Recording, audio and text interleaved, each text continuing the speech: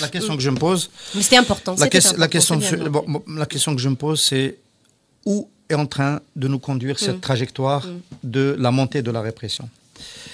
Est-ce que c'est réellement une appréciation du clan présidentiel, du clan dominant dans lequel se situe Gaïd Salah, dont on a parlé tout à l'heure, une appréciation selon laquelle il y a des forces qui peuvent déstabiliser, faire dérailler une succession maîtrisée, Mabinatom.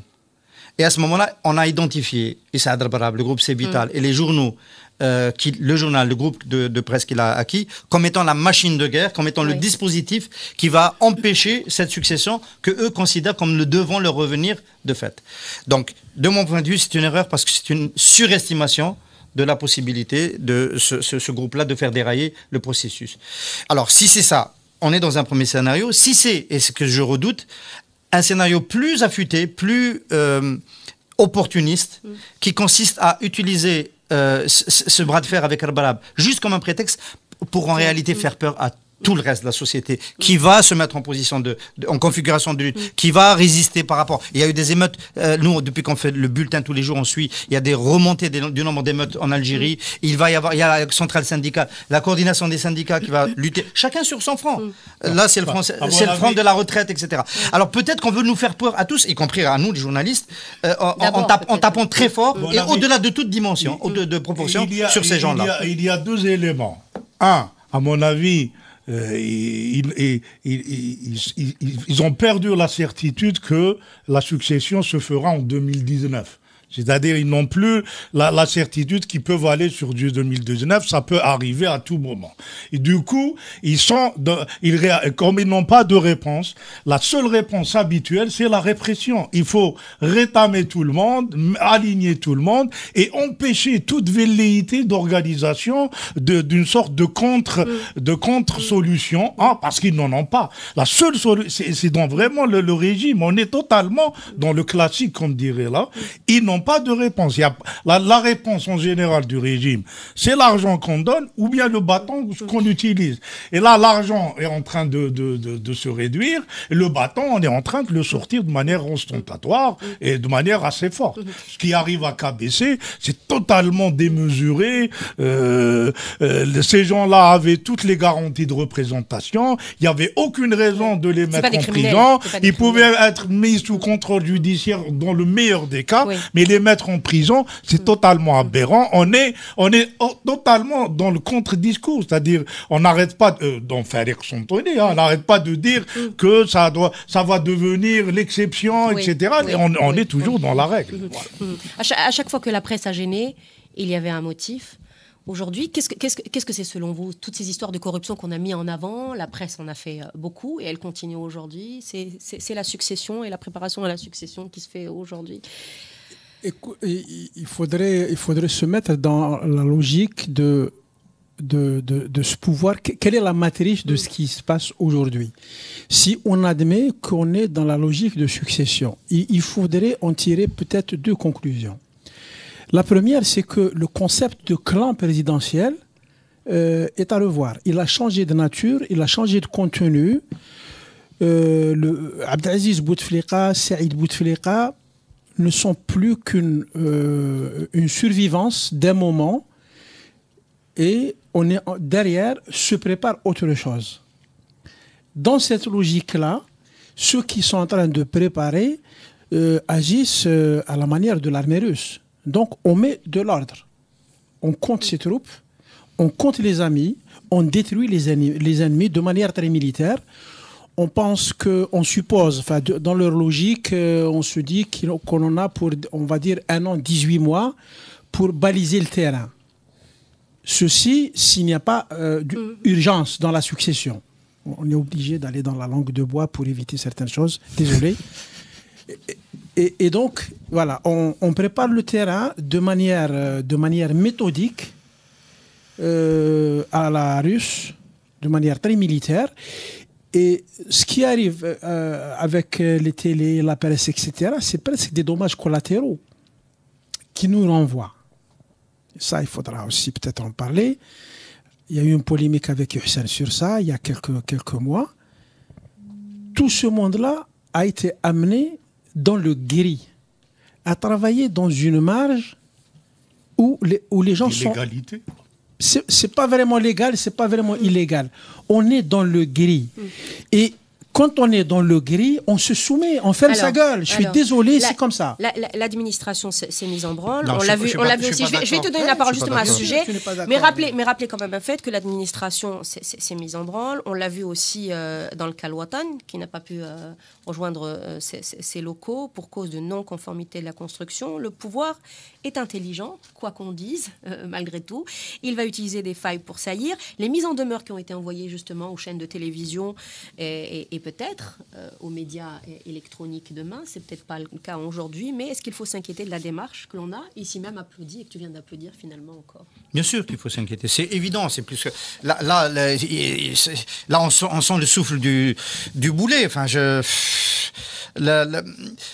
bon, alors ce que Abd appelle une zone grise, la zone grise, c'était pas prévu qu'elle dure aussi longtemps. Il faut quand même rappeler un petit peu, les télévisions sont apparues après une poussée populaire dans le monde arabe, les révolutions arabes. On a été obligé de faire des concessions en Algérie. Et ces concessions-là, elles sont comme le système algérien est fait comme ça. On les donne au compte-gouttes et entre-temps, la conjoncture dans la région s'est retournée. Et il y a eu une sorte de thermidor politique, ça, notamment en Égypte, qui fait que on n'était plus obligé de faire ces concessions. Et Bouteflika a tout arrêté. Et on a laissé cette zone grise se développer. C'est pas le choix des acteurs. Les acteurs pensaient... Prenons Haddad, il est dans la zone, d'une certaine façon dans la zone grise. Haddad, c'est un proche de Saïd Bouteflika. Haddad milite pour qu'il y ait des radios sur la bande FM, milite pour que la télévision soit ouverte, etc. Mais il n'arrive pas à faire passer ça. Il n'arrive pas à faire passer ça parce que le cœur du système que Bouteflika dont il est le marqueur idéologique ne veut pas de cette ouverture. Et finalement, il n'a rien cédé. Il n'a absolument rien cédé. Et aujourd'hui, on ne peut pas reprocher aux acteurs qui ont été enfermés dans cette trappe que tu appelles zone grise, d'être là-dedans. C'est pas leur faute. Ils pensaient pouvoir la faire avancer. D'ailleurs, je dis que ceux qui sont dans la zone grise ne doivent surtout pas fermer leur gueule, comme tu le dis. Et ils doivent continuer à parler pour qu'on sorte de la zone grise. Enfin, il faut quand même rappeler une chose précise. Ces télévisions ont été libérées, entre guillemets, parce que c'est développé de l'étranger, El Magharibia. C'était le point de départ. El Magharibia a été, on ne le dit pas assez, l'élément qui a fait que, ici au pouvoir, on s'est dit, il faut libérer, etc. Parce que même si elle était mal faite, El Magharibia, c'était un gros défouloir, les gens parlaient, etc. Et donc, il fallait rapatrier un peu ces choses-là et faire concurrence à El Magharibia. Aujourd'hui, s'ils vont rétamer tout le monde, ils vont garder... a priori 4 ou 5. C'est ça l'objectif. Ce qui va se passer concrètement, ceux qui ont de l'argent vont émettre de l'étranger. Il va y avoir des télévisions algériennes vraiment offshore, installées à l'intérieur. Pas ici en Algérie, en étant en offshore. Il y aura des télévisions qui s'installeront de l'extérieur. On n'a plus trop le temps, mais quand même, dire un mot. Encore une fois, je reviens à ces gens, des médias qui sont en prison. L'impact, il est immense sur le moral. Mais pas seulement sur le climat de manière générale, mais aussi sur l'avenir et la santé de ces entreprises qui sont en train de mourir. Je pense notamment à Al-Khabar, entre l'histoire avec Kerbrab, le rachat du groupe, et ces journalistes, enfin ces hommes de médias en prison, ça fait un petit peu beaucoup aujourd'hui. Et ils ne sont pas les seuls. Est-ce que vous avez vu des images de Fallujah? Quand on va à la guerre, on ne compte pas les dégâts. Le groupe Al-Khabar qui meurt, c'est rien du tout pour un pouvoir. C'est vraiment rien du tout. Donc, il faut restituer les choses dans leur contexte, dans ce qu'elles valent. J'observe que tu parles d'actes de guerre. Hein, donc, quoi, d'accord. Oui, là, on est dans une situation où un nouveau pouvoir, si on part de cette hypothèse-là, qu'un nouveau pouvoir veut s'installer de manière non légitime, de manière contestable. Donc, il ne lésine pas sur les moyens. Il fait ce qu'il fait. Alors, quand on regarde tout ça, du côté du journaliste, on a les réactions qu'il faut avoir. Ça ne pose pas de problème.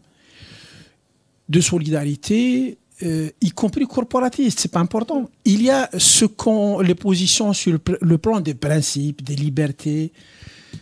Il y a un préalable aussi qu'on doit, peut-être qu'on devrait rappeler à chaque fois parce qu'il y a un malentendu qui s'installe de temps en temps. quand on critique ceux qui sont dans l'opposition, ici, du moins ici, c'est que ce qui vient du pouvoir, on n'en a plus rien à faire. C'est au-dessous de zéro, donc ça ne mérite même pas qu'on revienne et critiquer. Ça ne veut pas dire qu'on soutient ou là. Donc, mais quand on est dans ce monde-là, il faut regarder les choses telles qu'elles sont. C'est une situation où un pouvoir veut s'installer par tous les moyens.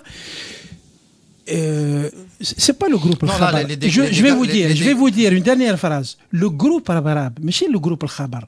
Le groupe arabe peut être démantelé. Ça passera comme une lettre à la poste. Oui, tu l'as toujours dit. Non, ça passera pas comme une lettre. Il faut arrêter de dire ce genre de choses. Il faut arrêter de dire ce genre de choses. Le groupe, c'est vital, c'est des dizaines de milliers d'emplois, c'est un bassin dans la vallée de la Soumam, c'est la ville de Bdjaïa qui est derrière, c'est à la limite, c'est une ouverture de front avec une partie de l'Algérie. Moi, je ne pense pas qu'il y a un programme pour aller jusque-là. Je suis d'accord avec toi, ils n'attaqueront pas le groupe Al-Khabar, mais massacreront le groupe Al-Khabar.